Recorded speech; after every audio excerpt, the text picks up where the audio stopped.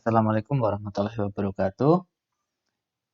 Kita bertemu untuk perkuliahan online. Di kesempatan kali ini kita akan membahas tentang patofisiologi multiple sclerosis pada mata kuliah patofisiologi. Seperti sebelumnya yang sudah biasa dilakukan, yaitu nanti saya akan menerangkan lebih fokus pada patofisiologinya saja. Untuk lebih lengkap terkait dengan multiple sclerosis, silahkan cari referensi sendiri dari buku atau dari berbagai referensi. Dan untuk penyakit terkait dengan multiple sclerosis ini masuk untuk mata kuliah di semester yang akan datang. Jadi kita hanya fokus ke bagaimana patofisiologinya, karena waktunya tidak cukup kalau kita membahas semua tentang multiple sclerosis. Jadi kita memang fokus di patofisiologi. Kemudian nanti akan ada tugas di pertengahan atau di akhir perkuliahan atau kuis yang harus diselesaikan atau dikerjakan oleh mahasiswa. Untuk jawaban singkat bisa dijelaskan di kolom forum dan jawaban lengkapnya di-upload di kantung kuis. Nanti untuk submitnya saya kasih waktu sekitar 7 hari. Kita mulai saja tentang patofisiologi multiple sclerosis. Ya, kalau kita mempelajari tentang multiple sclerosis, sebenarnya ini banyak yang bisa kita pelajari, tapi kita tentu saja berfokus pada bagaimana patofisiologinya saja. Kita mulai terkait dengan definisi. Pengertian dari multiple sclerosis. Ya, multiple sclerosis atau MS adalah suatu penyakit neurodegeneratif akibat proses demyelinisasi kronik pada sistem saraf pusat yang disebabkan oleh peradangan autoimun.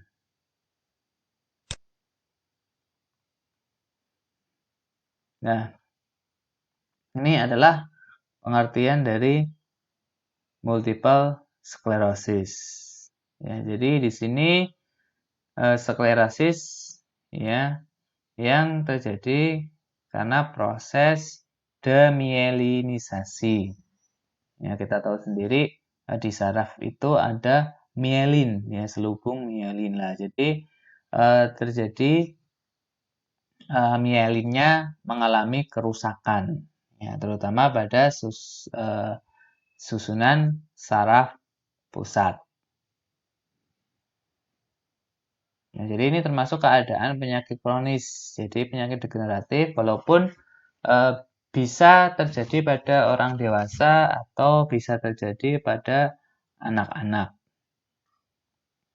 Jadi selain dari pengertian ini, ya, jadi multiple sclerosis ini juga merupakan keadaan penyakit kronis atau degeneratif yang dikarakteristikan dengan demyelinisasi ya pada otak dan medula spinalis.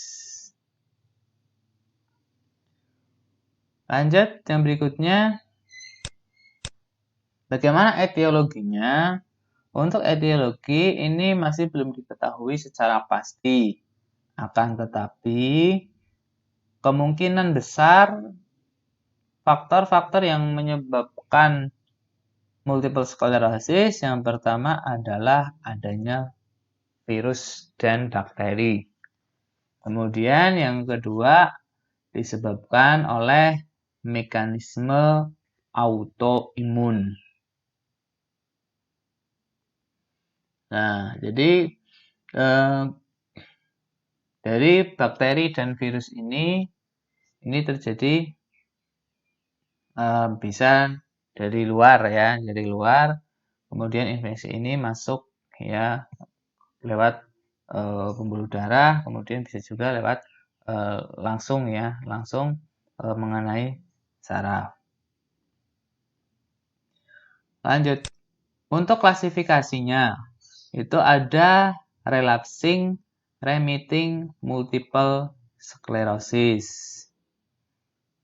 Jadi jenis multiple sclerosis yang klasik ya, yang seringkali timbul pada akhir usia belasan atau 20-an tahun, diawali dengan suatu nyeri hebat yang kemudian diikuti dengan kesembuhan, tetapi kesembuhannya biasanya semu. Nah, ini jadi setelah serangan hebat ya penderita terlihat pulih. Nah, tapi sebenarnya tingkat kepulihan ini tidak sama dengan tingkat kepulihan sebelum terkena serangan. Nah, jadi sebenarnya kondisinya ini sedikit demi sedikit semakin memburuk. Nah, jika sebelum terkena serangan hebat pertama, penderita memiliki kemampuan motorik dan sensoris, tetapi hampir 70% penderita multiple sclerosis ya, pada awalnya mengalami kondisi seperti ini. Ya, setelah beberapa kali mengalami serangan hebat, ya, jenis sklerosis multiple ini akan berubah menjadi yang kedua, yaitu secondary progressive multiple sclerosis. Kita lanjut yang klasifikasi yang kedua, yaitu primary progressive multiple sclerosis. Pada klasifikasi primary progressive multiple sclerosis, ini kondisi penderita terus memburuk pada saat-saat penderita tidak mengalami penurunan kondisi. Tapi jenis sklerosis multiple yang primary ini tidak mengenal istilah kesembuhan semu. Nah, jadi tidak pulih ya, jadi terus memburuk. Nah, tingkat progresivitasnya ini beragam pada tingkatan yang paling parah. Penderita sklerosis multiple yang primary ini biasanya berakhir dengan kematian. Lanjut. Nah, tadi terkait dengan relapsing remitting multiple sclerosis, dia pulih. Kalau primary dia tidak pulih ya. Kalau relapsing nanti pada serangan berikutnya ini menjadi secondary progressive multiple sclerosis lah. Secondary progressive multiple sclerosis ini tingkat lanjut dari relapsing remitting multiple sclerosis. Jadi kondisinya serupa ya pada kondisi primary progressive sclerosis, multiple sclerosis. Jadi kalau pada relapsing ya fase awal, kemudian lanjut ke secondary progressive. Nah, secondary progressive ini sama tanda-tandanya dengan primary progressive. Kalau primary progressive ini ketika seseorang kena multiple sclerosis langsung dia memburuk tanpa adanya pemulihan ya atau pemulihan semu. Kemudian yang berikutnya adalah yang terakhir benigna multiple sclerosis. Ini sekitar 20% penderita sklerosis multiple yang jinak. Nah, pada jenis multiple ini penderita mampu menjalani kehidupan seperti orang sehat tanpa bergantung pada siapapun. Nah, serangan-serangan yang diderita pun umumnya tidak pernah berat sehingga para penderita sering tidak menyadari adanya bahwa dirinya mengalami sklerosis multiple jenis ini. Kita lanjutkan untuk tanda gejalanya, yaitu pasien bisa mengalami gangguan sensoris. Gangguan sensoris itu seperti penglihatannya kabur, penglihatan membayang atau diplopia, neurosis optikal, ada pergerakan mata yang tidak terkontrol, kebutaan, dan lain sebagainya. Kemudian pada gangguan motoris, ini seperti kehilangan keseimbangan tubuh, ya, tremor, ketidakstabilan kemampuan berjalan, kekakuan anggota tubuh, gangguan koordinasi, perasaan lemah, dan kekakuan otot. Lanjut, saya cepat saja karena kita nanti akan fokus ke bagaimana patofisiologinya. Lanjut, yang ketiga, gangguan indera perasa. Ini seperti perasaan geli di beberapa bagian tubuh, perasaan seperti bertusuk jarum, kebas. Kemudian untuk gangguan kemampuan berbicara, ini seperti perlambatan cara berbicara seperti menggumam, perubahan ritme berbicara, disfagia. Kemudian untuk eliminasi terjadi gangguan buang air kecil maupun buang air besar. Gangguan buang air kecil ini seperti sering buang air kecil, ya tidak bisa tuntas dalam buang air kecil. Kemudian untuk buang air besar, misalkan terjadi konstipasi, kadang-kadang terjadi diare. Pada gangguan seksual ini seperti impoten, berkurangnya kemampuan seksual, kehilangan gairah. Untuk gangguan kognitif dan emosi, nah kalau pada proses yang seperti ini seperti kesulitan berkonsentrasi, kemudian gangguan memori, gangguan mental. Untuk gangguan nervus cranialis, ini seperti gangguan penciuman, gangguan penglihatan, gangguan gerakan bola mata,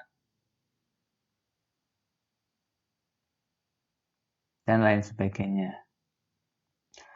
Lanjut, yang berikutnya. Bagaimana dengan patofisiologinya? Nah, untuk patofisiologi, pada kasus multiple sclerosis adalah didahului dengan pembentukan lesi awal berupa filtrat mononuklear dengan cuffing di sekitar pembuluh darah vena dan infiltrasi di sekitar substansia alba. Nah, proses peradangan tersebut ya, ini menyebabkan disfungsi sawar darah otak. Nah, dan proses seperti ini kemudian menyebabkan demyelinasi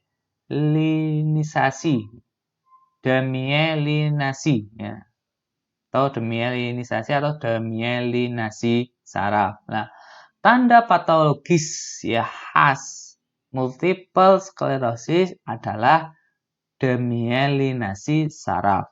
Nah, demyelinasi saraf terjadi melalui mekanisme aktif sel T reaktif myelin dari sirkulasi perifer yang dapat masuk ke otak karena disfungsi sawar darah otak. Selanjutnya, yang berikutnya terjadi aktivasi sel T dan respon imun adaptif terjadi setelah ada antigen yang dikenali oleh antigen presenting cells atau yang kita sebut dengan sel B.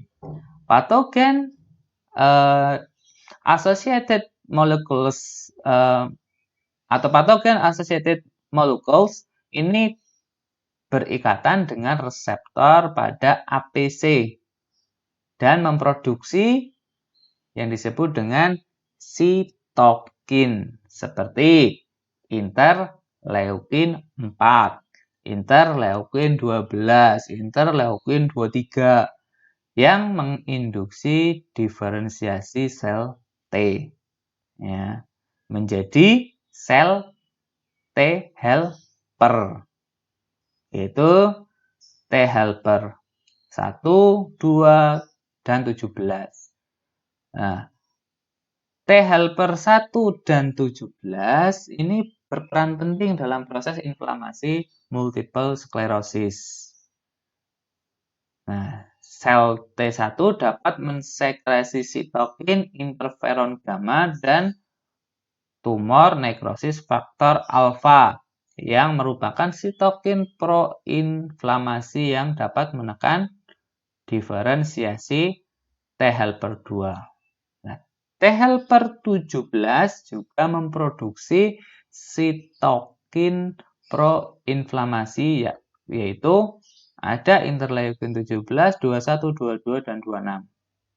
Nah, inflamasi yang terjadi menyebabkan penyebaran epitop antigen dan mengumpulnya sel-sel inflamasi.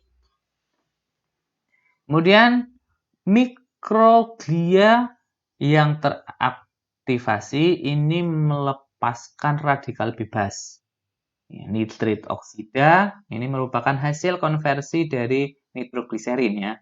Dan protease yang menyebabkan kerusakan jaringan termasuk mielin, yang kemudian menyisakan jaringan parut yang terdiri dari astrosit, sel inflamasi akson ya, yang mengalami demyelinasi membentuk plak multiple sklerosis. Nah, selanjutnya selain sel T ya, selain sel T, pada lesi multiple sklerosis juga dapat ditemukan sel T yang lain.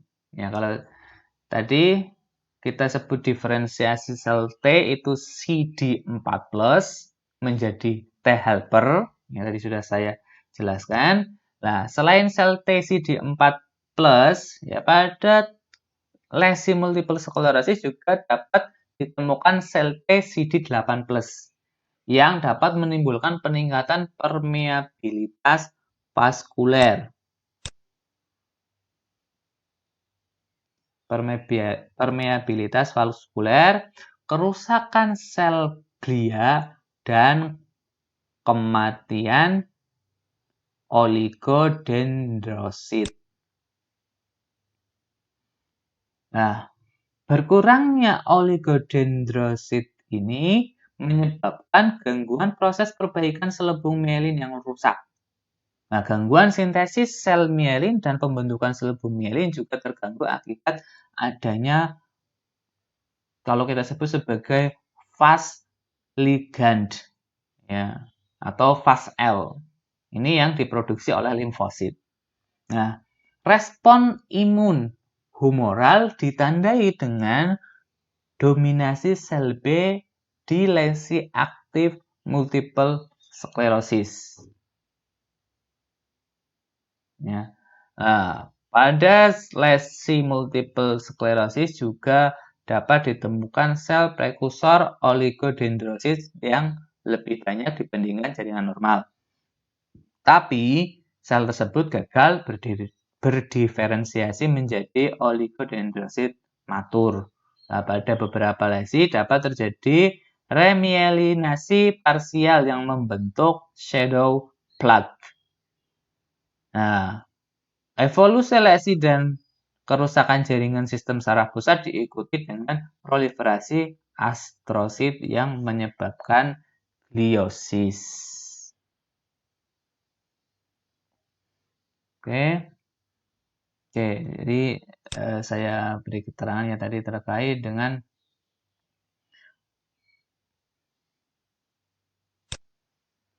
jadi sel T ya, sel T CD8+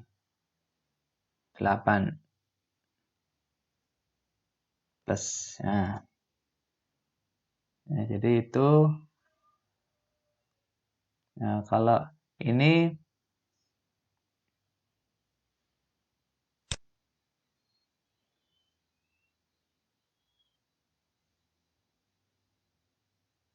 terutama untuk CD4+ ya, jadi untuk membedakan dengan CD yang 8+. Oke.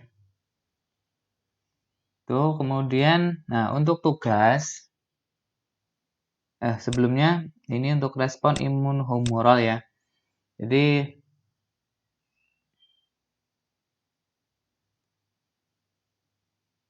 akan menyebabkan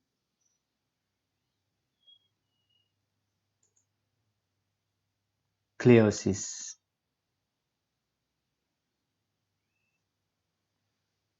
Nah, untuk tugasnya adalah apa yang dimaksud dengan mikroglia, oligodendrosit, dan gliosis. Tugasnya apa yang dimaksud dengan mikroglia, gliosis, dan oligodendrosit. Jadi itu saja untuk tugasnya.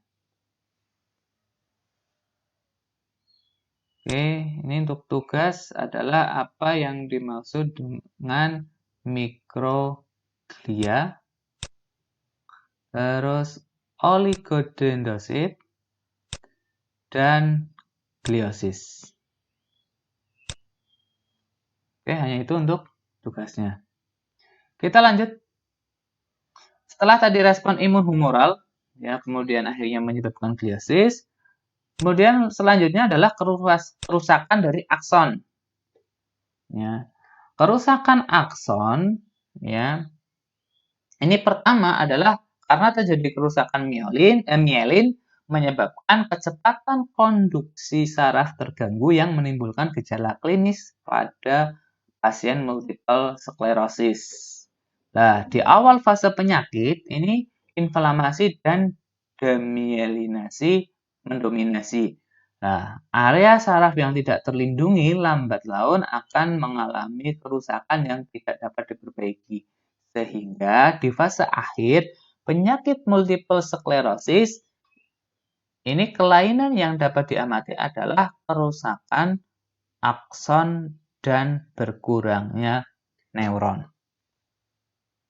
Oke, kita lanjut berikutnya terkait dengan secara pathway-nya. Nah, ini untuk pathway-nya ya dari virus ya ini melemahkan mekanisme pertahanan otak ya, yang sudah kita jelaskan. Kemudian virus mempengaruhi sistem kekebalan tubuh ya, kesalahan dalam mempresentasikan antigen ya, kemudian jaringan tubuh sendiri dianggap sebagai jaringan asing menyebabkan kegagalan fungsi sel T ya, supresor, kemudian terjadi vokal limfositik ya, liberation pada mielin dan lesi pada mielin. Kemudian untuk infeksi virus bakteri ini terjadi juga reaksi peradangan, pelepasan sitokin, pengaktifan atrosit, menyebabkan disfungsi saraf darah otak, terjadi degenerasi mielin, merusak neuron-neuron, terjadi pembentukan plak jaringan parut